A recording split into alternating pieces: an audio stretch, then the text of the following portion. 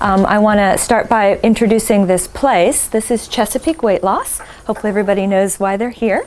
This is not affiliated with Chesapeake Regional Medical Center. Just to be clear, we live and work in Chesapeake, and so it's Chesapeake Weight Loss, not because of any specific affiliation. There are two of us here. I'm Dr. Rachel, and my husband is Dr. Bob, and I am board certified in internal medicine and bariatric medicine, which is the word for obesity medicine. And I've been doing this work specifically, working in weight loss for about the past 4 years, although it's part of any good internist's job to be talking about weight loss. My husband is board certified in general surgery and then specifically fellowship trained in laparoscopic surgery, which is the specific type of surgery that you need training in to do weight loss surgery with the small holes and the telescopic instruments instead of cutting you stem to stern. He's been doing that for about a dozen years, and he was head of the department in the Navy before he got out. And we're both retired Navy doctors. So that's our background.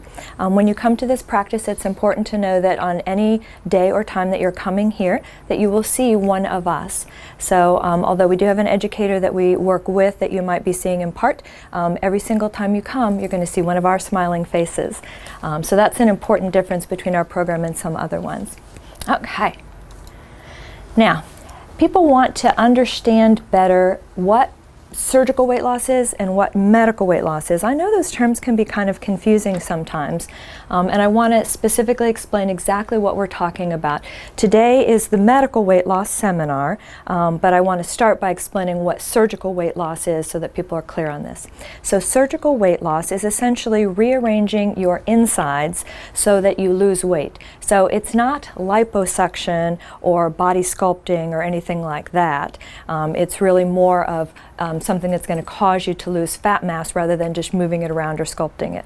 So surgical weight loss is not a cosmetic procedure. It's a medically necessary procedure in order for people to lose weight.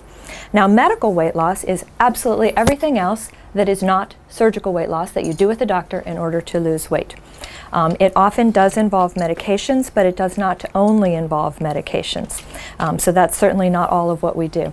What we do here is the standard 3 prongs, and by 3 prongs attack on weight loss, what I mean is what you guys all know already: nutrition, movement, and then there's also cognitive behavioral therapy or motivational interviewing. You could call it self-coaching for short, okay?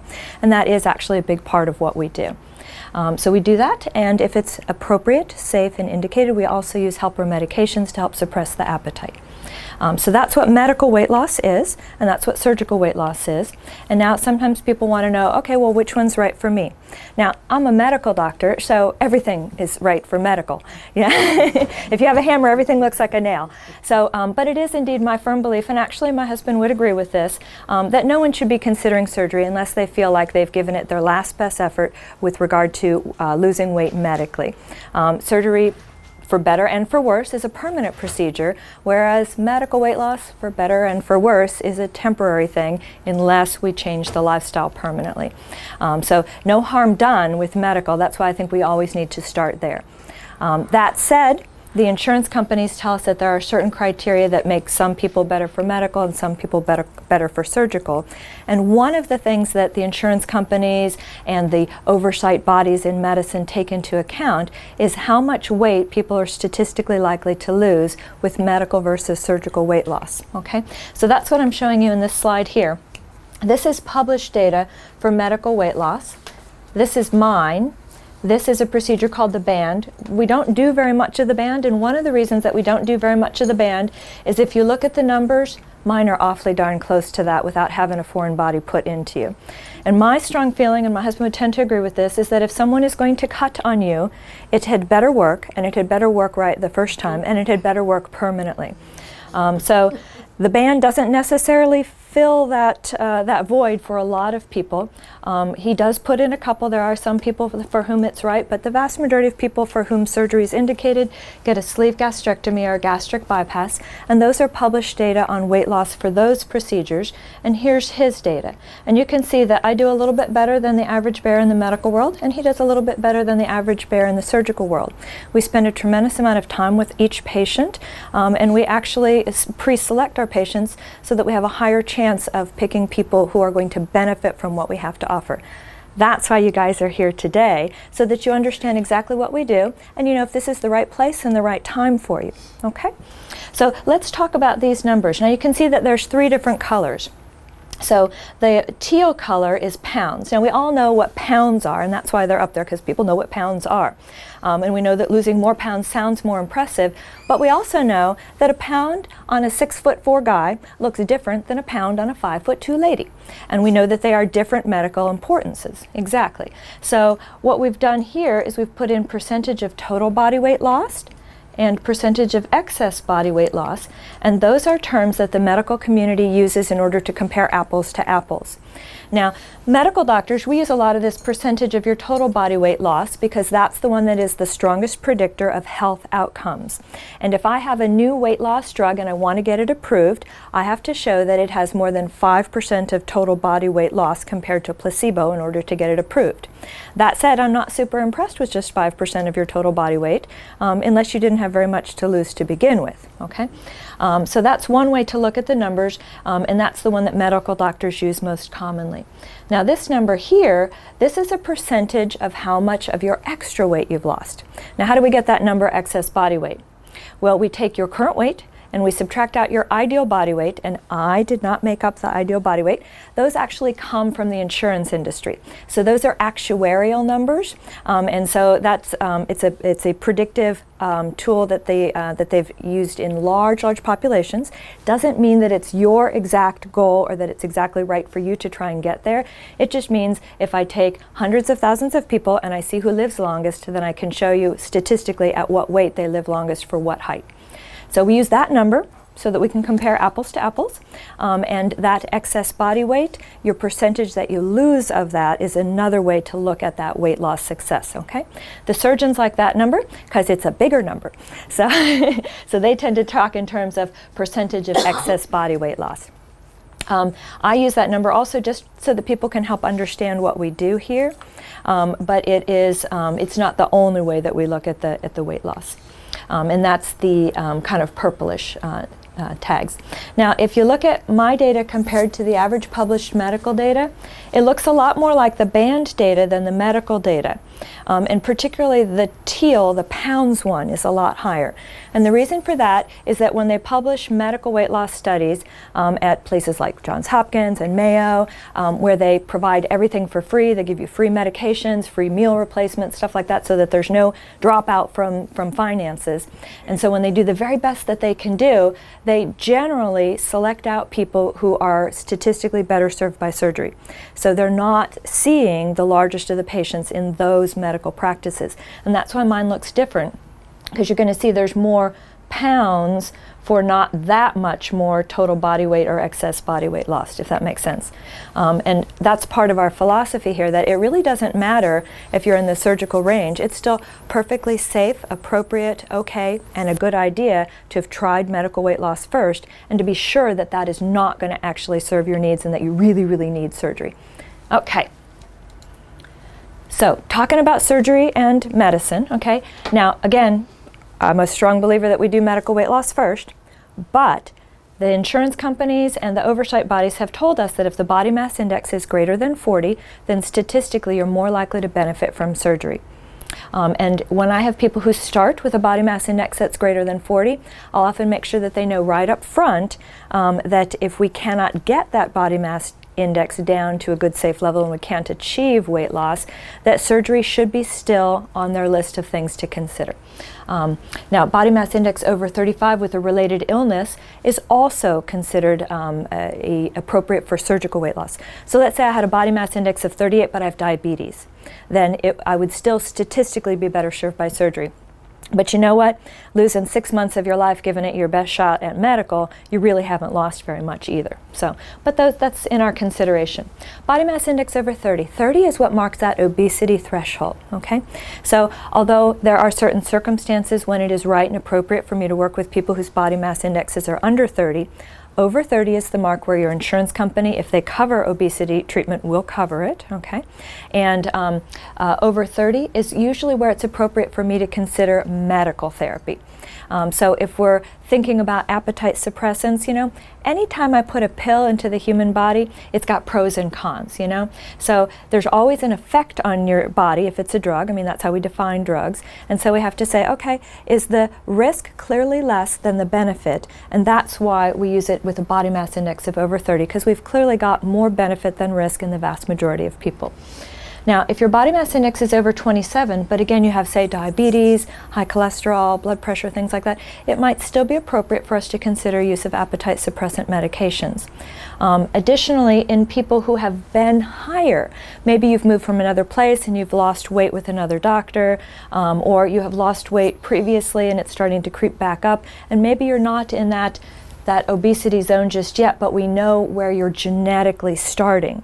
So if somebody comes to me and you know, they are say status post gastric bypass, or they used to weigh a lot more and their body mass index when they started their journey was, you know, say 38, and right now they're at 29, then biologically they're kind of a 38, and that's the number that we use to help us decide what's best for the patient. Okay. Now, the next question everybody wants to know is, how much weight am I going to lose? Okay? And like any good doctor, I'm not going to answer that. I'm going to go, it depends. Okay, but it really does. But I'm going to talk through some of the ways that you can get an idea on what kind of weight loss you might expect, and what we could predict. Now, that said, I have patients all the time who don't follow my prediction rules. So I have people all the time who, you know, I look at them and I look at the strikes against them and I think, I don't know if this is going to work, but we'll give it our best shot. And then they surprise me and I'm like, wow. And then I have other people who, like, they got everything going for them. This person's going to lose weight, great, but they only do it for like a week and then it's just too hard. So that said, here's some ways that we can look at how much you could expect to lose, okay? So this is just pounds for now, okay? Now this is my average. So the teal is if you just take all comers, and you can see that the patients of mine who are able to take phentermine do a little bit better than average and significantly better than my Medicare numbers. Most of my Medicare patients cannot, by definition, take appetite suppressants. And the reason for that is that Medicare tends to be people over 65, and drugs like phentermine, my main workhorse, are not really considered safe in that age group. Anyone with cardiovascular disease, uncontrolled high blood pressure, those kinds of risk factors, it's not appropriate for me to give that particular medication. I have others, but they're not quite as dramatically effective, and sometimes they're quite a bit more expensive. So, that said, that's part of it. Also, if you're either disabled or over 65, you are not going to get out on that track and start jogging 3 miles a day. It's just not going to happen. So the ability to exercise and the ability to make changes. It's really, really hard to make changes when you've done something for 7 decades of your life. If you've only done it for 2.5 decades of your life, it's a little easier to make those changes. So that said, you can see that there is still weight loss. And here's what I see in my Medicare crowd. I often see fairly unimpressive pound numbers, but by changing the composition of what they eat, I often see impressive gains in diabetes numbers. So for example, I might have someone who only lost 16 pounds, but the A1C, the diabetes average number, might fall from almost 10 to under 7. And that's a pretty good outcome, even if the pounds per se are not impressive. Okay. Now there's wide variations. So when we're trying to figure out, you know, okay, like what am I going to lose, using those averages is a very, very rough tool. So you'll see in that first month, I've had patients who gained weight and patients who lost a tremendous amount of weight. So taking that numerical average is not the full picture. Some of it depends on how large you are to start with, what age, how motivated. But these are just kind of to give you rough ideas, okay? So my Medicare patients do a little bit less well. Phentermine does a little bit better than average, just like you saw on the graph, okay? So there's the 1-month averages, the 3-month average, the 6-month average. Some of my patients continue to lose for 18 months or 2 years. It depends on how fast we're doing it and where they're coming from. So how do I know if I'm going to be the 37-pound one or the up 4 pounds one? Okay, so we've got some things that predict success. Now, interestingly enough, these are not my predictors. These are all published things. So in the weight loss world, we go to conferences and they tell us, okay, this is things that you can use to predict success or failure. which is, you know, of limited utility in figuring it out. I kind of feel like really it's something the patient ought to know that what they're up against more so than me. But these are all published things, so let's talk through these. These are also true in my own practice. So dietary compliance, keeping appointments, being able to use helper medicines, being able to exercise, finding time to shop and cook at home. Yes, I know when I start talking about cook at home for some people that this is like a big deal, but honestly you will do better if you learn how to do some cooking at home, okay? Willingness to make changes. Now let's talk about meal replacements. So I know for a lot of people that's kind of a dirty word or a scary word. You see that we sell shakes here and people get a little bit antsy and like, oh, okay, am I going to have to take a bunch of shakes? So let's talk about meal replacements. First of all, you do not have to replace any meals. And if you do choose to replace any meals, you do not have to purchase the product here. I will teach you how to figure out what an acceptable product is. So rest assured with that. The reason that we sell them here is for your convenience, but also particularly for that of our surgical patients. So if someone's going to have a gastric bypass, they have to go on a liver shrinking diet for 2 weeks ahead of time.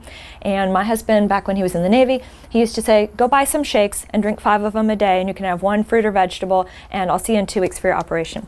Now, I'm an internist. We're kind of the pocket protector, you know, crowd in the doctor world, and he's kind of in the jock world, you know. So, so I had to explain to him that look that he didn't quite know what it meant on, you know, the 67-year-old lady that he was about to operate on, that was called deer in headlight, and that he needed to be a little bit more helpful. So that's why we have them here. So I had to make up a handout that explains exactly the nature of what they need to do in great detail. And then we found that for a lot of people, the idea of entering one of those Muscle Max stores or, you know, plowing through all the things on the shelves or ordering stuff online was still overwhelming. And that's why we have recommended products that are here so that people can touch and feel them, okay? That said, I do recommend that people, when they're first starting out, consider use of meal replacements. And interestingly enough, meal replacements actually have some utility in maintenance. So it turns out that use of meal replacements is predictive of successful weight loss and successful maintenance. When we look at people who have lost 50 or more pounds and kept that weight off for more than a decade, and this is a group that we are very, very interested in. We all want to be a part of that group, and I am a part of that group, thank you. So when we look at that group, we see that they are still using meal replacements 1 to 3 times a week. Now when I first read that, I was like, 10 years from now, I still don't get lunch 3 times a week. So it seemed really, really a depressing statistic. Now that I live that life, it's sort of like, okay, I got 6 minutes in between patients. I can run out to my car, tear across the street to McDonald's, running over a couple small children on the way, pay a fortune for some crap that I'm going to shove rapidly into my body, run back in here and smell like French fries when I'm trying to convince my patients not to eat them, you know, or I can just take a meal replacement and get back to work, nourish my body with what it needs without anything extra, and at another time when I have time to sit down, relax, and enjoy my food, I can have food that's more enjoyable, okay? So I think that's the main way that people use it in maintenance, is as a substitution for fast food or fast crap, okay? So I think that it's got that utility. And I think part of why it helps with initial weight loss is you have to kind of learn some new rules, a new way of life. And the idea that, that I would have to learn this new way of life like all at once and be ready for 3 meals a day is a little bit overwhelming. But if I can replace 1 or 2 of those meals, it makes it, okay, I don't have to think about lunch, or I don't have to think about breakfast. It just eases that transition a little bit. And some of you are not breakfast eaters. The idea of consuming like 2 eggs before 11 in the morning is just, you know, it fills you with dread and terror. And so people who are not breakfast eaters, for example, that's a really great use for a meal replacement for them, because you do have to eat some breakfast, but there's no rule that it has to be, you know, a huge breakfast that you've cooked. Okay, so meal replacements, young adult to middle age. So I told you that there's some issues with changing and with exercising as we age. The group that is much, much worse, I would rather take care of a 77-year-old any day than a 17-year-old. So adolescents do spectacularly poorly in any weight loss program. And I gotta say that mine is no exception. I do work with adolescents. I'll see them down to 16 with a adult in the room. I consider it mostly putting the knowledge in the head so that when they're ready to use it, that they will. The one and only adolescent that I've had any success with is my own son. I have a 15-year-old who, when he was 13, lost 55 pounds. But we modeled good behavior, got the bad food out of the house, talked to him about health, had him involved in athletics for 8 years before he finally wanted it for himself. And it doesn't happen until they want it for themselves. And adolescents want something really, really bad, and then day after tomorrow they don't want it so bad anymore. So that said, young adults I do really, really well with, and that is up to middle age. So my group that has the most dramatic success is approximately 20 to 55, okay? Now, body mass index under 40. This is actually, it depends on how you count. If you count pounds, body mass index over 40 is actually much, much more likely to lose more pounds. That's, you know, when you see people who say, I've lost 80 pounds, I lost 100 pounds, those are people who started out pretty big. And so those pound successes are in my higher weight people. But if we're talking about success, not that 5% of total body weight success that the medical community defines it, but if we're talking about success as getting under the obesity threshold, getting healthy, then it is harder to get there if you start larger. So that's what we mean by body mass index under 40 being predictive of becoming not obese. Okay. Now, I don't like to say that F word any more than I like to say the other one, fat, you know. But there are some people who are going to come in with false expectations, come a time or two, and then they're just going to leave, and they're going to leave unhappy. And that's why I ask you guys to participate in this seminar ahead of time, because it doesn't help you or me if you leave unhappy. I want to make sure that people have realistic expectations, that I can meet the need that they're expecting to have met, and that they can achieve something medically and health-wise worthwhile, and that everybody will be happy with the outcome. Okay? So, who is going to fail, if we will, okay? Anybody who's looking for a magic pill and not willing to make any permanent changes is not going to do well here.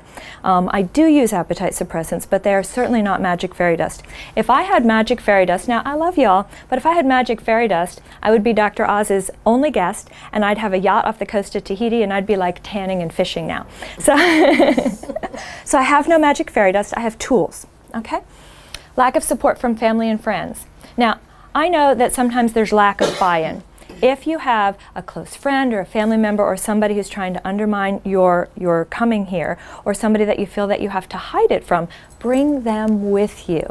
I'm a real doctor, I swear. And I am actually a fairly traditional doctor. So usually if I have a spouse or a friend or another relative who thinks that what we're doing here is not safe or appropriate, if you bring them, I can show them the data, I can show them the studies, I can get buy-in for you. Now that said, if you're feeling like this is vanity and cosmetic and that you have to hide coming here, then this isn't the right practice for you. This is the kind of place where we're talking about long-term permanent health changes, and that really does require, you know, some support from family and friends. Now that said, when you hit about 40 pounds, family and friends will tell you that you are looking too thin, you are on a fad diet, and they will attempt to undermine you. Some of that is because they don't want to have to do what you're doing in order to get thin. But we will talk about that when that time comes. So everybody does get some undermining, but that's going to be okay. We know how to deal with that. But this is not the kind of place where you want to slink in secret. Okay? Lack of time, unwillingness to invest time. Lack of money, unwillingness to spend money. Okay? I know that you do not have unlimited time and money. Nobody does. But if you're at a time in your life where you're just not quite ready to make that triage, to set yourself and your health as an important thing, or you literally have no resources, then this may not be the right time for you to come to this practice. Okay? So, you know, occasionally I'll run into somebody who's a single mother working 3 jobs, on food stamps, you know, and this kind of person sometimes doesn't even have time to breathe or go to the bathroom, let alone start on a weight loss journey. And I'll say something like, you know what, come back once you've graduated.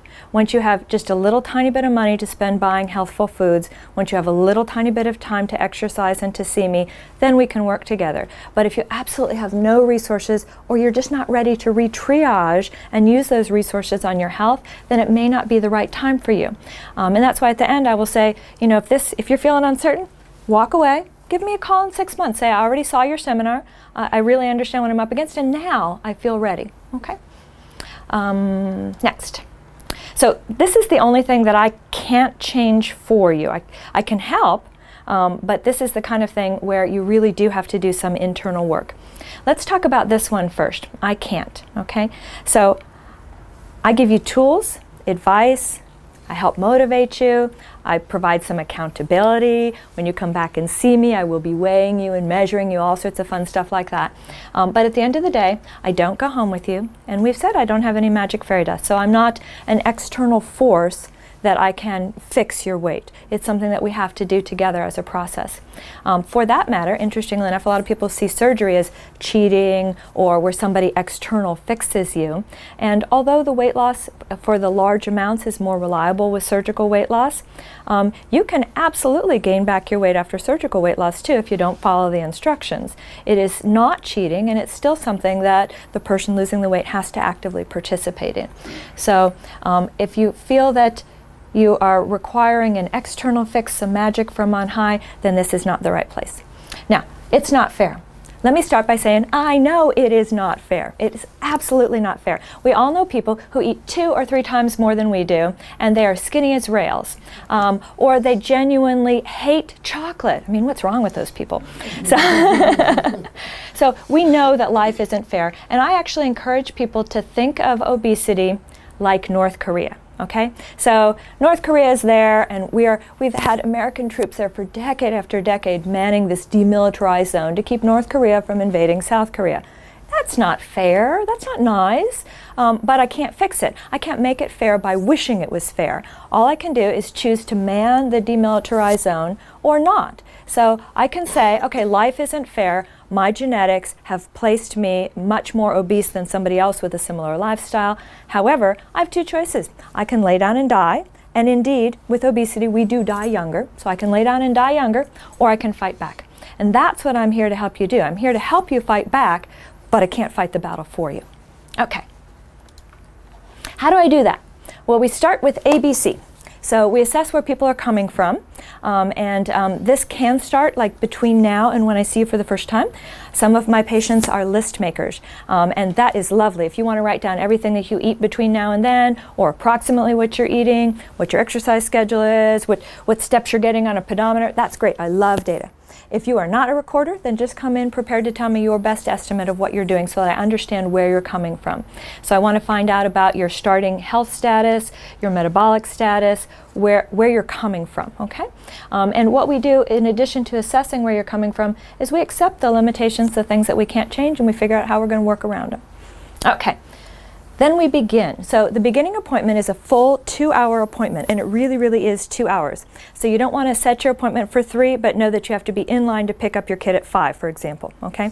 So we will actually use that full 2 hours, and people will text you during it because they'll be like, are you still in that doctor's office? I know that you have spent 2 hours in a doctor's office before, but you have never been in the doctor's office seeing the doctor for 2 hours before, and this time you really will be.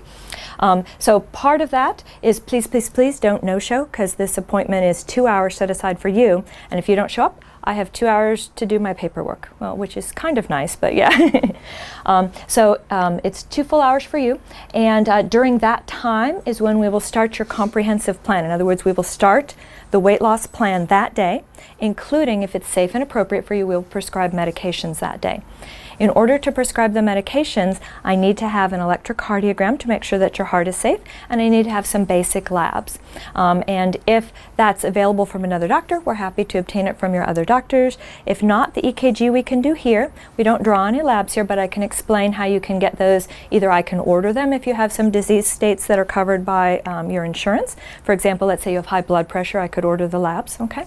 Or if you're just not sick in any way and we're concerned that it might not be covered by insurance, or you have a high deductible, I'll teach you how to order your own labs at one of the local facilities where you can just go in and pay them cash and order your own labs, and that's a lot cheaper than having them billed and having your insurance turn it down. But we'll talk about that a little bit. At that 2-hour appointment, I also ask for people to not come hungry. Now that seems like a silly thing to say, but what happens is people get so gung-ho about getting started on their weight loss journey that they decide that they're just not going to eat anything until I tell them what to eat on that first day.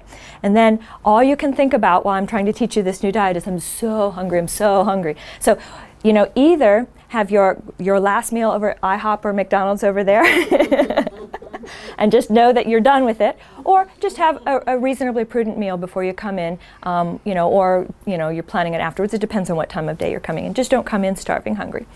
Okay, and then we continue with introducing more topics with each visit. So we have a 5 to 6 month weight losing curriculum, depending on how fast you work your way through it. And then after that, we learn how to maintain. And what diet do I use? Okay, so I use low carbohydrate. It's got some tenets of a Mediterranean style diet, and anything else that I've got studies on that say that it is likely to help prolong life or improve life is going to be incorporated. And so that means it's not exactly like a traditional Atkins, although it is very similar. That's a way for you to kind of understand it or maybe explain it to your friends and family. Okay. It is very low in simple carbohydrates, also called sugars. It's high in non-starchy fresh vegetables.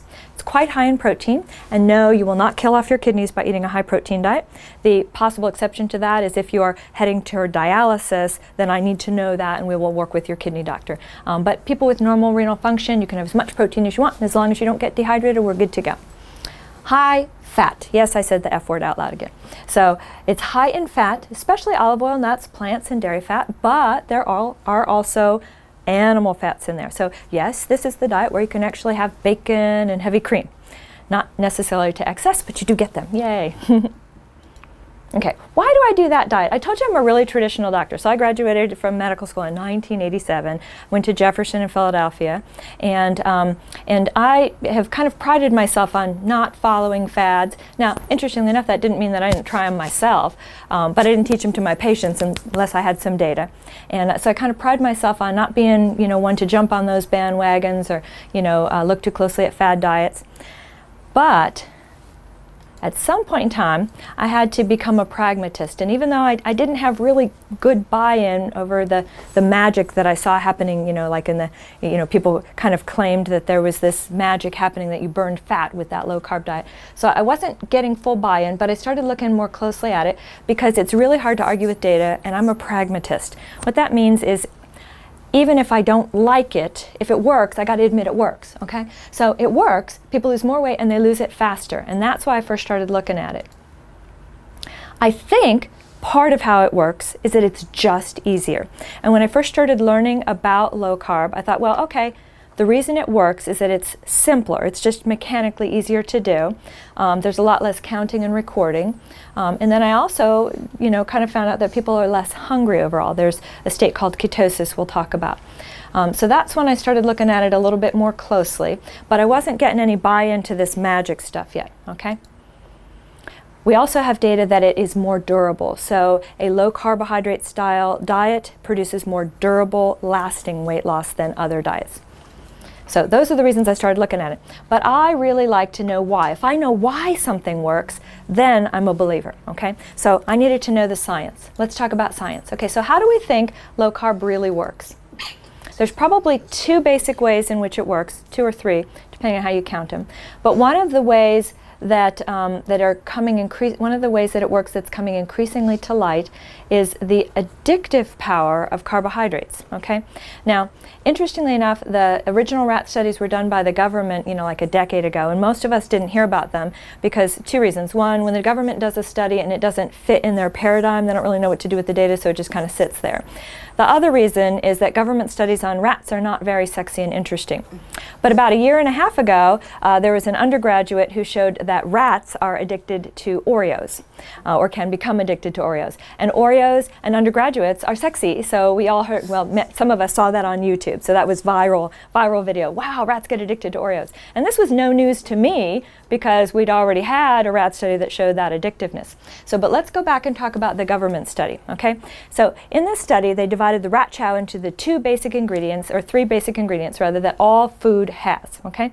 Believe it or not, all your food is made up of only 3 things plus water: proteins, fats, and carbohydrates. That's all that's in food, unless it's alcohol, and rats are highly addicted to alcohol as well. So, but that's a separate matter. Okay, so talking about rat chow that was protein, rat chow that was fat, rat chow that was carbohydrates.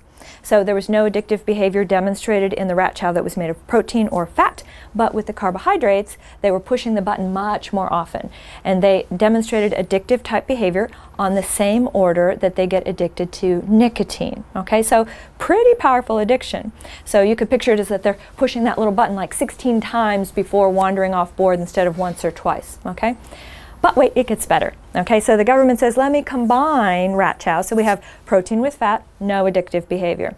Protein with carbohydrates. They're still addicted, but they're not any more addicted or less addicted by adding the protein. Okay, then we have carbohydrates with fat. Okay, so carbohydrates with fat was synergistically addictive to these rats.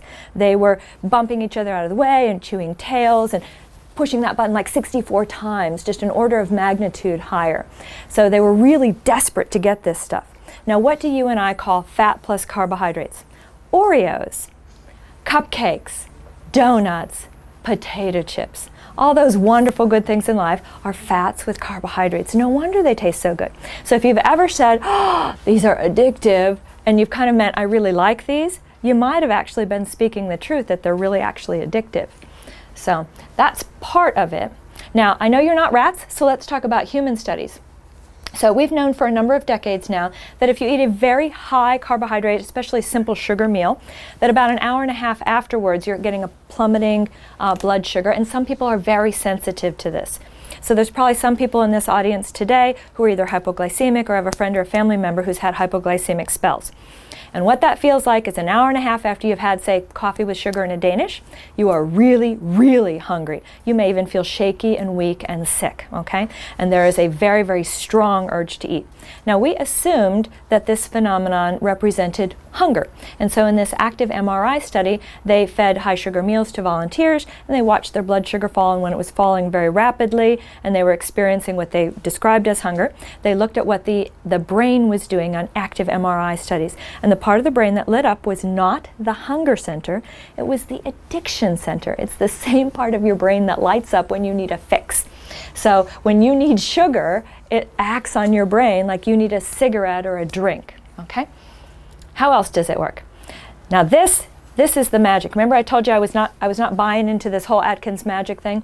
But in 2012, in June, the Journal of the American Medical Association published a study where they did a head-to-head comparison of people living in metabolic chambers, comparing a low carbohydrate diet and a low fat diet and a medium diet called the zone diet, okay? And when they did this comparison, these people were in metabolic chambers, so I know exactly how many calories they were burning, not guessing. You know, like when I figure out your calories and we're trying to figure out where you're coming from, I'm going to use statistical norms and say, okay, somebody of your age and your height and your gender, it's going to be about this many calories that you need to sustain, okay? These people were in metabolic chambers, so we know exactly what they were burning, okay? Now, the people who were in this diet, everybody was 1,000 calories, okay? Now, if I put you down to 1,000 calories, there is going to be some metabolic drop, okay?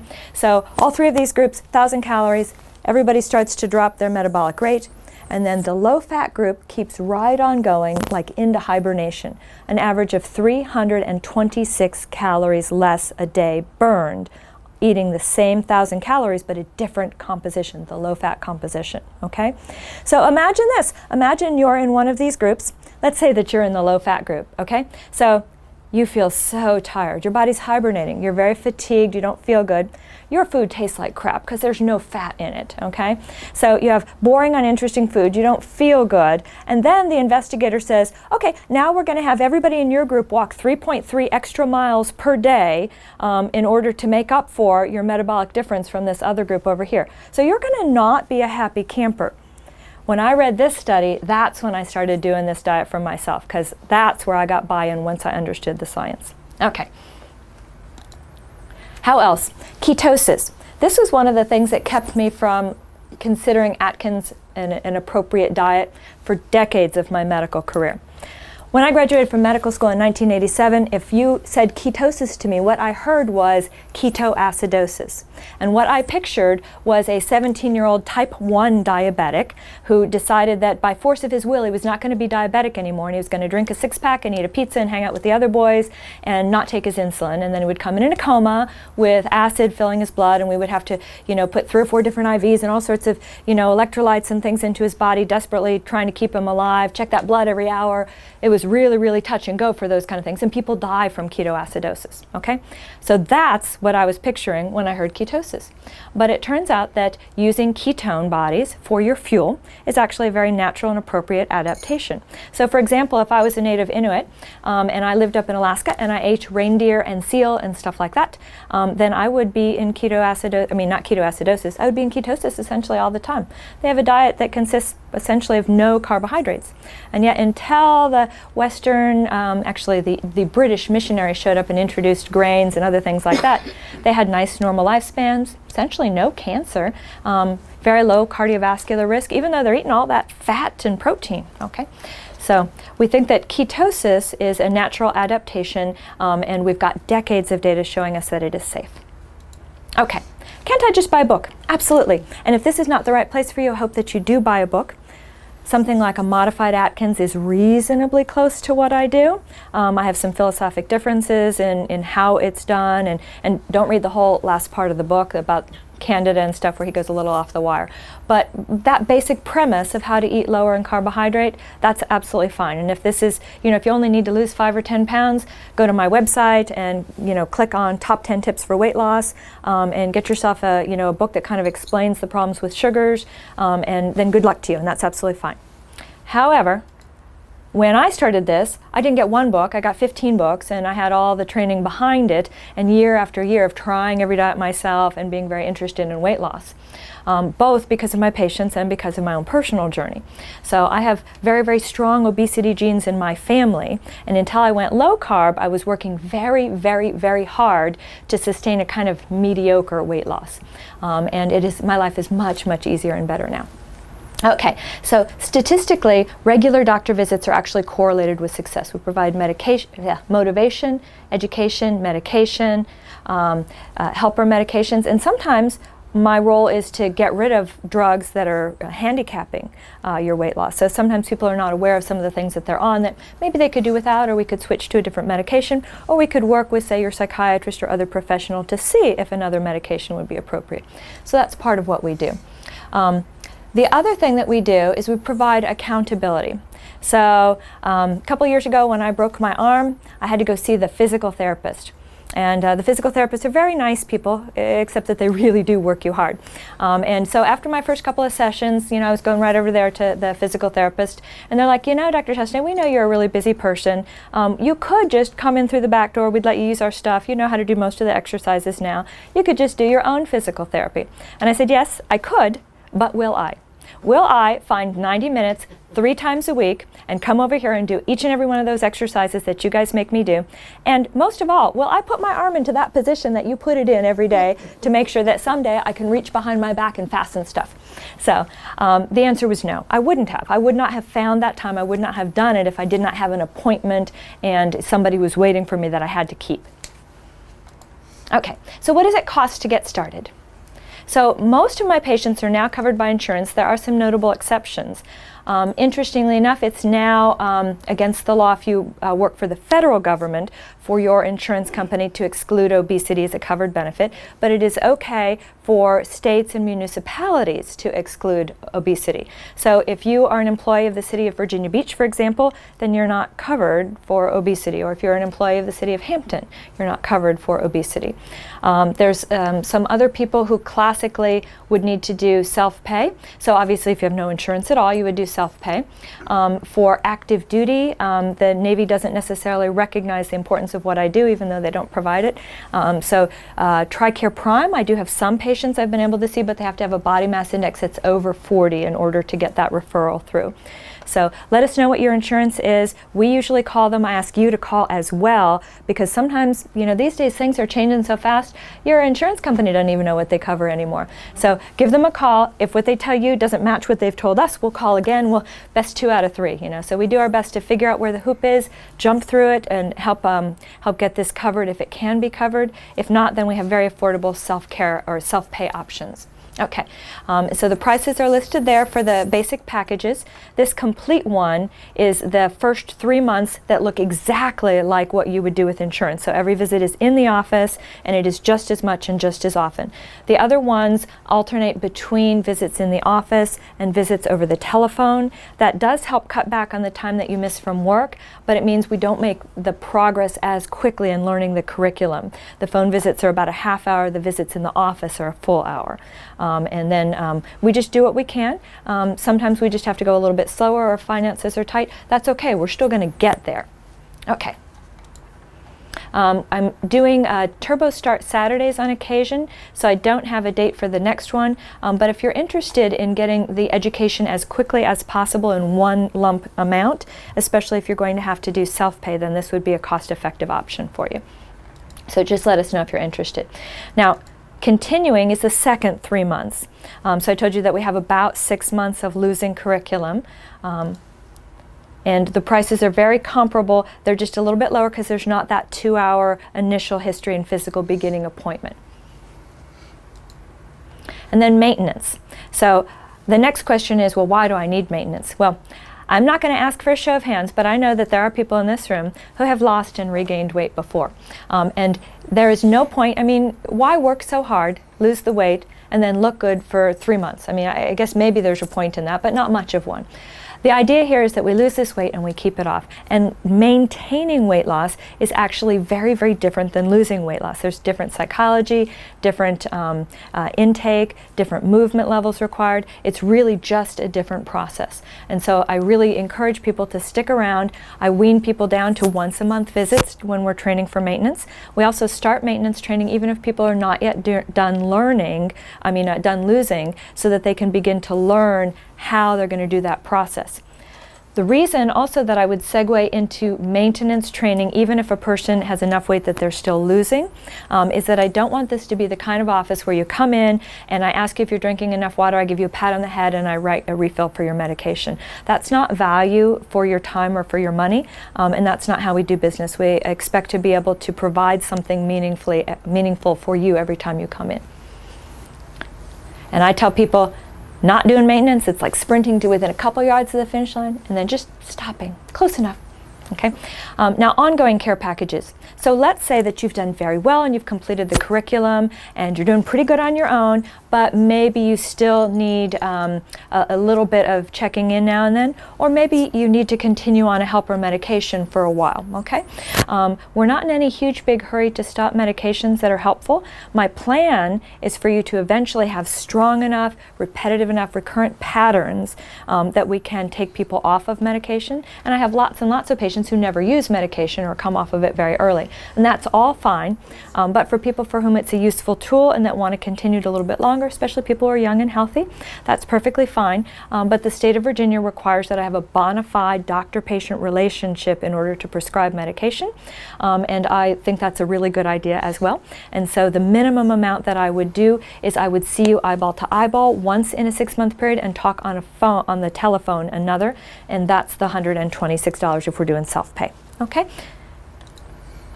Now, how long do I have to see a doctor? Same topic. Okay, so if you don't have very much weight to lose, then I can do 3 months of the losing curriculum, and I will roll the most critical parts of the continued losing curriculum into your 6 months maintenance curriculum. Have you do a little extra reading, a little bit of extra homework, and we can get through what we pretty much need to get through in 9 months.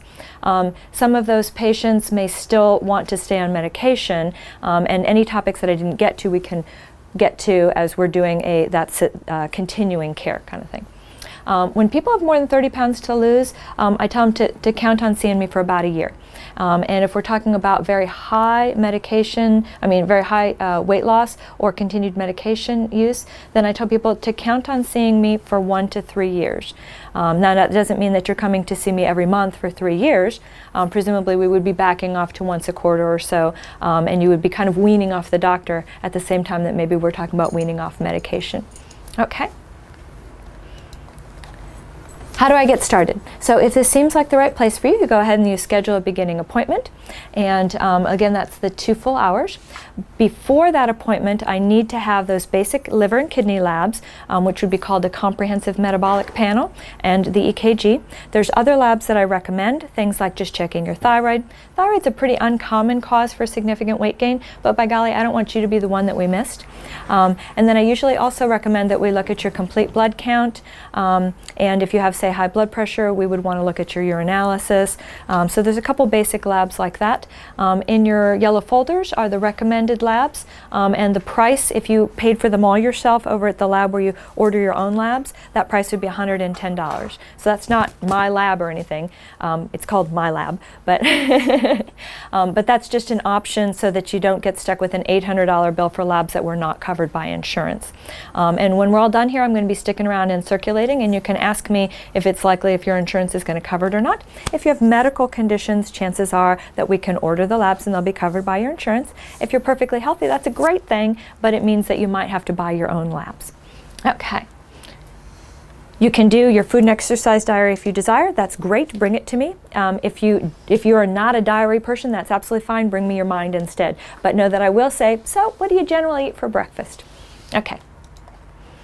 I'm not sure. Can I think about it? Yes, yes, yes. Absolutely. So people all the time, I'm not offended if you get up and walk out. People do that all the time, and then they often call me back 3 months, 6 months, 9 months later and say, I'm ready now. And people who have had a chance to think about it, you know, maybe talk with their loved ones, you know, okay, what are our finances right now? Call the insurance company. Am I covered? Am I not covered? How much is going to be my responsibility? People who've had a chance to think through those things and then decide that this is indeed the right place for them, they often do extremely well. So they don't have any false expectations, or there's no surprises when they've had time to think through things. So it's absolutely fine to go home and think about it. You can always call and schedule that beginning appointment and just say, I attended the seminar, give me the approximate date and time. You know, okay, I went to it last April and I'm ready now, and that's absolutely fine. If you need the EKG done, that one we can do here. If you do have to self-pay for that, that's $35. Hi, I'm Dr. Rachel Chastanet. Thank you for taking the time to watch this informational seminar. Chesapeake Weight Loss is a very special place where we help people change their health and their lives every day. So we wanted you to understand that this isn't just another doctor's office or weight loss clinic. Our process involves an extraordinary amount of one-on-one time and is different for each person. We wanted you to have the best possible outcome, so it's important that you're prepared for success. With this in mind, let me answer some of the most frequently asked questions. Number 1, how much will it cost and how do I know if I'm covered? The first step is to get your height and weight and calculate your body mass index or BMI. You can do this on your phone or computer by typing in BMI calculator and going to the NIH.gov website, or you can call or email us with your information and we can tell you your BMI. If your BMI is over 30, you are obese. Then you can call the customer help number on the back of your insurance card and ask if you have coverage to see a physician for weight loss due to the condition of obesity. You may want to ask them to clarify what your out-of-pocket expenses will be for these visits. If you do not have obesity coverage, or if your out-of-pocket expenses are high, consider our self-pay options. These are 3-month plans for starting or continuing weight loss and 6-month maintenance plans. To encourage committing to the programs, the packages are 5% off the a la carte visit price. The prices are listed on our website, posted in the waiting room, and are both reasonable and transparent. Most people will make the fastest progress if they choose the complete program option, which looks just like the plan for using insurance, but is deeply discounted to keep it affordable. We can do this because we can skip all the insurance billing paperwork with the self-pay plan. We're also happy to divide up the cost of the packages and let you make regular payments throughout treatment. Number 2, will I get medication on the first day? If you're under 60, healthy, and have a normal ECG and labs, then you're likely to be offered a prescription for an appetite-suppressing medication. We'll have a discussion about the risks and benefits of any medication prescribed. We do not dispense any medications from our office, though. Number 3, Should I make an appointment now or wait until after I have my EKG and labs done? If you expect to be able to get your labs and ECG done within the next 2 weeks, or you plan to get your EKG done here, consider scheduling your beginning appointment now. This appointment is a full 2-hour appointment, and it often takes us 2 to 4 weeks to fit it into the schedule. If you need to cancel, be sure to call on a weekday at least 24 hours prior to your appointment to avoid the late cancellation or no-show fee. Number 4, can you order my labs? Well, if you have a body mass index over 40 or diagnosed illnesses such as high blood pressure, diabetes, anemia, or symptoms such as significant fatigue or rapid weight gain, I can often use these problems to order your labs. Give us a call and let the staff know what your issues are, and we can advise you on getting your labs done. At this point, you may have more questions or you may feel ready to make an appointment. Either way, pick up the phone and give us a call at 757-312-9444.